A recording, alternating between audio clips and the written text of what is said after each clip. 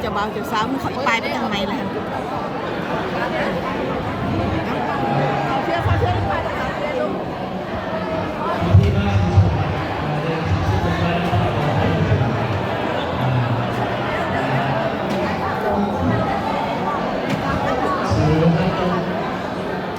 ฝ่ายนี้ฝ่ายซ้ายที่สิ่งที่ใหม่นี้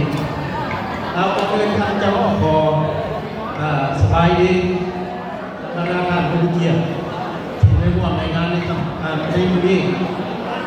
ท่านเจ้าในทัพเกียรติมาเป็นพิธีกรเพื่อดำเนินพิธีพระราชของข้าววัสติลนามว่า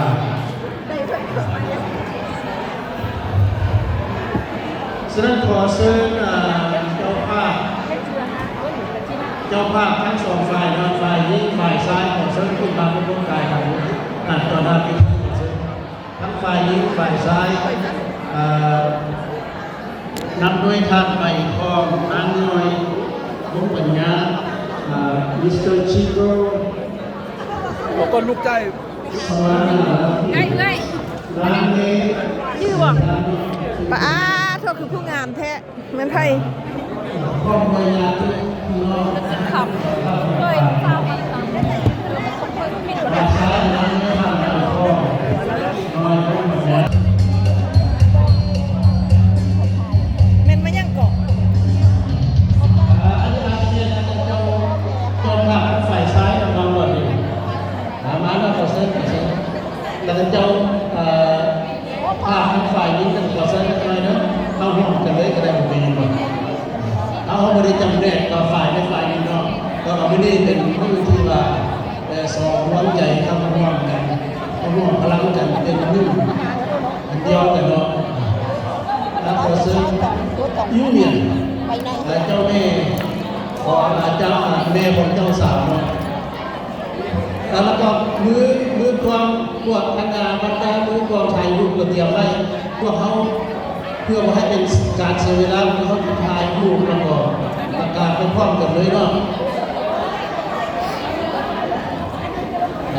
มือกวางอย่างไรเอาฝ่ายนี้ฝ่ายซ้ายมาเลยเนาะถ่ายไปเนี่ยbắn trời nó bông vang tôi nhảy tôi luôn này bắn này nó còn đánh bạc bắn nó ngó mà nhắc tí này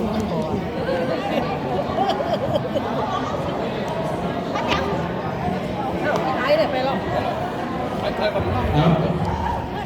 น้ำสกุลเรือทั้งสองและสี่ครั้งหรือแสนครั้งเนาะเราเป็นที่น้องชมพรเนี่ยครับแต่ว่าท่านผู้ชม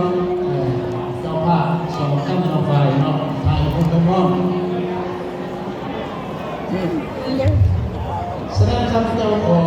เชิญผู้ตามหน้าเจ้าภาพทั้งสองท่านสองฝ่ายขึ้นมากล่าวทำขอบขอบใจในบรรดาท่านผู้เยี่ยมร่วมในงานในค่ำคืนนี้แสดงขอเชิญท่านนานแสงรัตนธรรมเนาะซึ่งเป็นคณะตามนาเจ้าภาพนางแซงนี่จะมาจากประเทศลาวเนี่ยทีกลับไปประเทศลาวอยู่งานมาเพื่อนงานที่เป็นบ้านเรา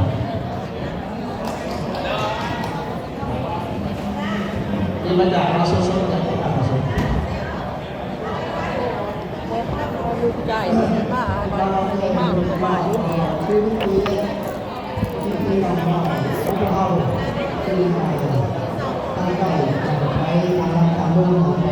ในแบบนี้มื้อนี้ก็คือที่มีบุญคุณของโรงงานของเราพวกเราเขาในที่เรารับดูแลอันที่มีโรงงานนี้ถึงว่าบุคคลจะมีสิ่งใดที่การควบคุมต้องสิ่งที่บอกเป็นบ่ก็บุคคลจะว่าให้ทำปีที่มันมาในคำโรงงานนี้